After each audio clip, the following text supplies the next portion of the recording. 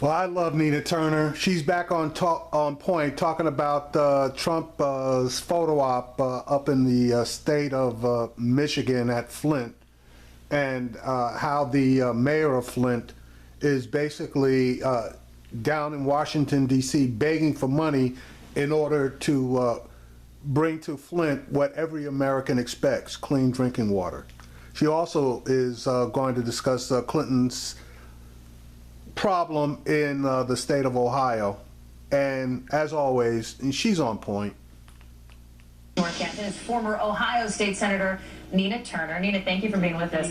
Let's start playing off of what Blake is talking about there in Flint, Michigan.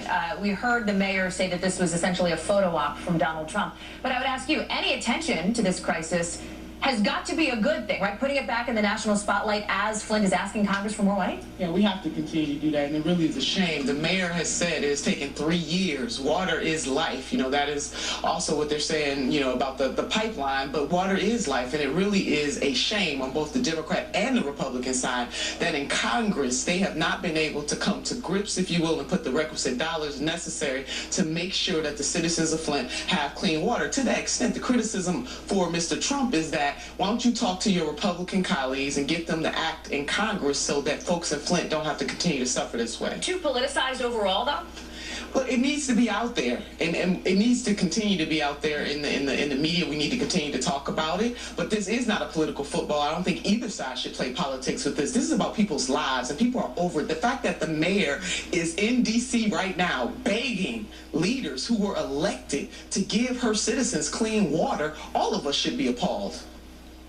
That's a good point. Yeah, I'm over it. A lot of people are. People are, you saw Blake talking to folks out there. People are angry. People are upset. I think back to our coverage, a couple of months ago when this was coming out, our reporter Stephanie Goss was out there, and people were just devastated. I mean, not even angry, but devastated. And we got to thank Rachel Maddow, our very own Rachel Maddow, for really bringing this to the fore, or it would have still been covered up. So people have a right to be mad as hell about not being able to have clean water in the United States of America. We're talking about Michigan. That's a state where Clinton is up by 5 points, according to the most recent poll, but she is seeming to struggle in some of these other Rust Belt states, like here in Ohio. So I want to talk to you about a state that you know very well. My home. Your home, but why, you look at where the polls are, the new one showing Trump up 5.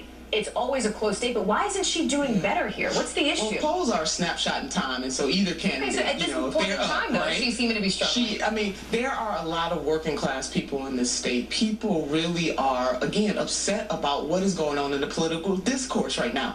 We're in a drama, if you will, between Secretary Clinton and Mr. Trump, their issues, and the people's issues are not being lifted on a consistent basis, and I think that is what we're seeing in the polls. Now, the secretary won this state, as we know. She won it in the primary in 2008 against then Senator Obama. She won it again in the primary against Senator Sanders. There's 50-something days left. She can still turn this around. It is within the margin of error. But both candidates, but particularly Democrats, we really need to be talking to the issues of the people and not just throwing daggers at the other side. You talked about President Obama a little bit, and I want to ask about the Obama coalition because she is struggling, Senator Clinton, with an enthusiasm gap. Well, what does she do? How does she fix it? National pollster, Cornell Belcher, talked about that gap, and that in order for Democrats to win, we are going to need that Obama coalition to come out, particularly in Ohio. I think he said about 15%. Look, again, you got to talk to the hearts of people. That story that appeared in the New York Times, that focus group that Mr. Belcher did, Democrats need to take that to heart, that instead of all of this scripted stuff that really has nothing to do about the individual in terms of income and wealth inequality, what people are fighting against every single day, and I know the incomes have risen. We have some good news coming out today. But also on the counter of that, people who live in poverty in the United States of America are still poorer than other people in other wealthy nations, and we have to do something about it. So we got to start to talk to the hearts of the matter for people. Nina Turner, thank you very much for coming out here to the Maps Museum in North Canton. Yeah, glad to be here. We appreciate it. Coming up next, Colin Powell. Nina Turner is the truth.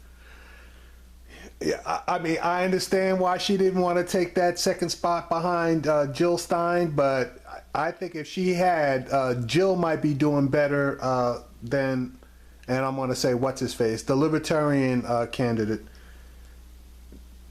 Nina's going to be somewhere soon, and it's going to be somewhere of importance.